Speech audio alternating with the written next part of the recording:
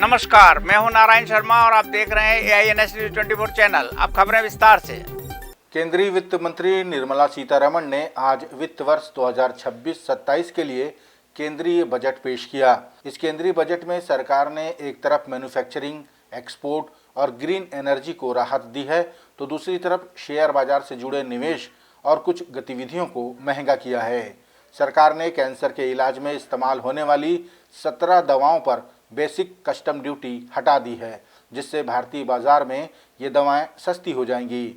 इसके अलावा 7 दुर्लभ बीमारियों के इलाज के लिए विदेश से मंगाई जाने वाली दवाओं पर भी सरकार ने ड्यूटी हटा दी है।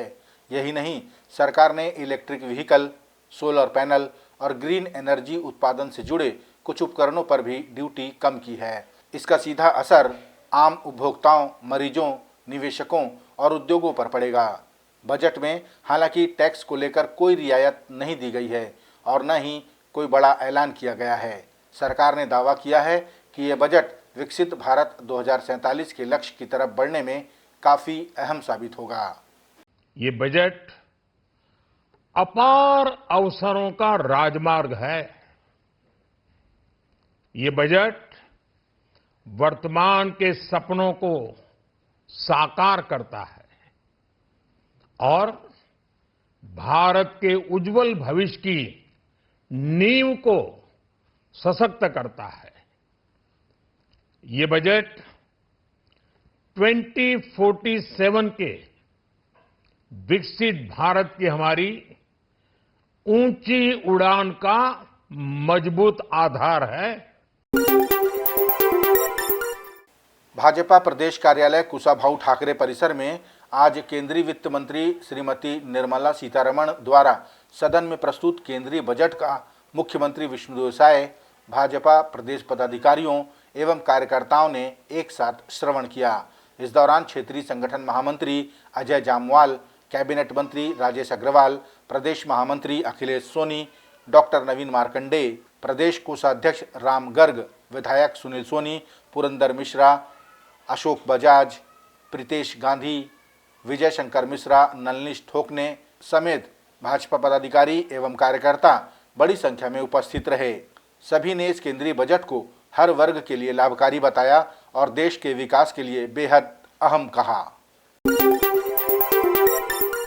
मुख्यमंत्री विष्णुदेव साय ने केंद्रीय बजट 2026-27 पर प्रतिक्रिया व्यक्त करते हुए कहा कि यह बजट भारत के सुनहरे और विकसित भविष्य की दिशा में एक ऐतिहासिक दस्तावेज है।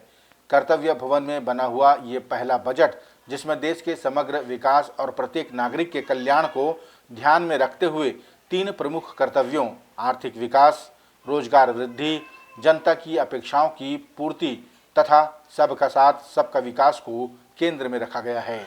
मुख्यमंत्री ने कहा कि यशस्वी प्रधानमंत्री नरेंद्र मोदी के नेतृत्व में केंद्रीय वित्त मंत्री श्रीमती निर्मला सीतारमण द्वारा प्रस्तुत ये बजट गरीब, किसान, युवा, महिला, मध्यम वर्ग और श्रमिक वर्ग के उत्थान के लिए मील का पत्थर साबित होगा। उन्होंने कहा कि छत्तीसगढ़ जैसे राज्यों में इस बजट का सीधा लाभ मिलेगा। इस बजट में 3 कर्तव्य के तरफ विशेष फोकस किया गया है, जिसमें पहला है आर्थिक विकास और रोजगार बढ़ाना, दूसरा है जनता की आकांक्षाओं को पूरा करना और तीसरा है सबका साथ सबका विकास सुनिश्चित करना। और इस बजट में वित्त मंत्री जी ने देश के गरीब, किसान, युवा, महिला, मध्यम वर्ग और श्रमिक वर्गों के उत्थान के लिए विशेष उनका फोकस है और इस बजट से हमारे छत्तीसगढ़ जैसे प्रदेश को बहुत ही लाभ होने वाला है। इस बजट में किसानों के लिए बहुत ध्यान दिया गया है। किसानों की आय कैसे बढ़े, खेती का व्यवसाय कैसे बढ़े, इसके लिए बजट में उपाय किए गए हैं और AI के माध्यम से भी खेती कैसे बढ़े, इसलिए AI पर भी फोकस किया गया है। आज प्रस्तुत हुए आम बजट पर अपनी प्रतिक्रिया देते हुए छत्तीसगढ़ कांग्रेस के प्रदेश अध्यक्ष दीपक बैज ने कहा कि इस बजट में ऐसा कुछ भी नहीं है जिसके बारे में प्रतिक्रिया दी जाए। न गरीबों के लिए कुछ है, न कृषि के लिए कुछ है और न ही महिलाओं के लिए इसमें कुछ है। उन्होंने कहा कि जैसे ही ये आम बजट आया, शेयर बाजार धड़ाम से गिर गया। ये इस बात का सबूत है कि बजट को आम लोगों ने भी पसंद नहीं किया।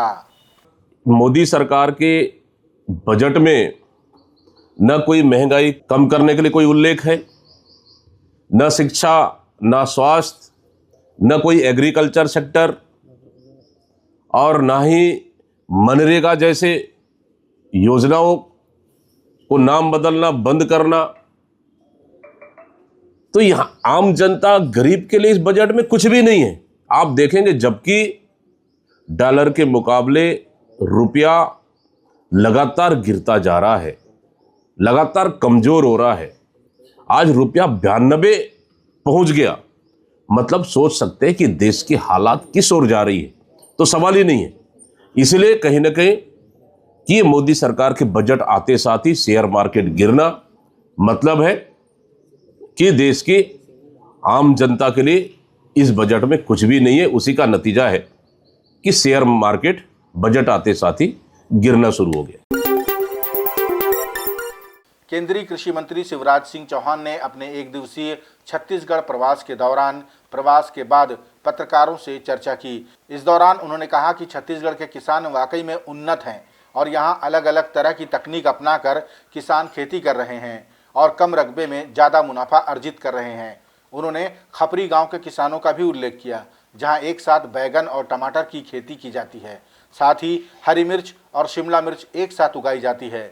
केंद्रीय कृषि मंत्री शिवराज सिंह चौहान ने छत्तीसगढ़ के किसानों को बधाई दी और कहा कि अगर ऐसी तकनीक देश के सभी राज्यों में अपनाई जाए तो विकसित भारत के सफर को जल्द पूरा किया जा सकता है। भटा के ऊपर टमाटर, जमीन में जड़ें भटा की ऊपर टमाटर पैदा हो रहे हैं। पोषण लेने का काम भटा करे ताकि कोई रोग न लग पाए और ऊपर टमाटर लदे रहें। तीखी मिर्ची के ऊपर शिमला मिर्च। मैंने यहां ड्रैगन फ्रूट की खेती देखी, यहां खजूर पे काम हो रहा है। ब्लूबेरी की दिशा में, ब्लूबेरी पैदा करने की दिशा में छत्तीसगढ़ आगे बढ़ रहा है। केले की खेती हो रही है। और मैं नहीं कह रहा, किसानों से कई मीडिया के मित्र भी साथ थे। आज किसानों ने यह बताया कि जहां परंपरागत फसलों से मुनाफा 35-40 हजार रुपया होता है पर एकड़, वहां फल और सब्जियों में विशेषकर आसानी से 1 से लेकर 2 लाख रुपया प्रति एकड़ बचाए जा सकते हैं, बचाते हैं वो। आम आदमी पार्टी के नेताओं ने कहा कि छत्तीसगढ़ सरकार योजनाबद्ध तरीके से किसानों को आत्महत्या करने के लिए मजबूर कर रही है। सरकार ने धान खरीदी 15 नवंबर से प्रारंभ करने की घोषणा की थी, लेकिन वास्तविकता ये रही कि कई स्थानों पर खरीदी 17, 18 और कहीं कहीं पर 25 नवंबर से शुरू हुई। अब सरकार 31 जनवरी को धान खरीदी बंद कर दी है। आम आदमी पार्टी ने आरोप लगाया कि सरकार साजिश के तहत लाखों छोटे किसानों से जबरन रकबा समर्पण करवा रही है। आज भी बड़ी संख्या में किसानों को न ऑनलाइन और न ही ऑफलाइन टोकन प्राप्त हुआ है। छोटे किसानों को 1, मध्यम किसानों को 2 और बड़े किसानों को 3 टोकन दिए गए। इसके बावजूद किसान अपनी पूरी फसल बेचने में असमर्थ रहे। आम आदमी पार्टी ने सरकार से मांग की है कि धान खरीदी को 28 फरवरी तक बढ़ाई जाए ताकि प्रदेश का अन्नदाता अपनी पूरी फसल बेच सके।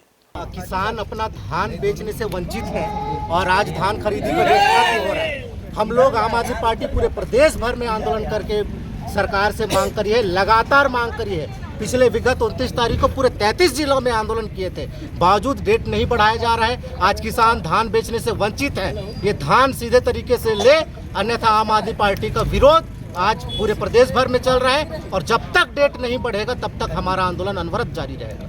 ये थे आज के प्रमुख समाचार। आप देख रहे थे हमारा लोकप्रिय YouTube चैनल AINS News 24। अब हमें इजाजत दीजिए, कल तक रोजाना की ताजा खबरों के लिए आप देखते रहिए हमारा लोकप्रिय YouTube चैनल। हमारे YouTube चैनल को लाइक, सब्सक्राइब और बेल आइकॉन के बटन को दबाना ना भूलें। नमस्कार।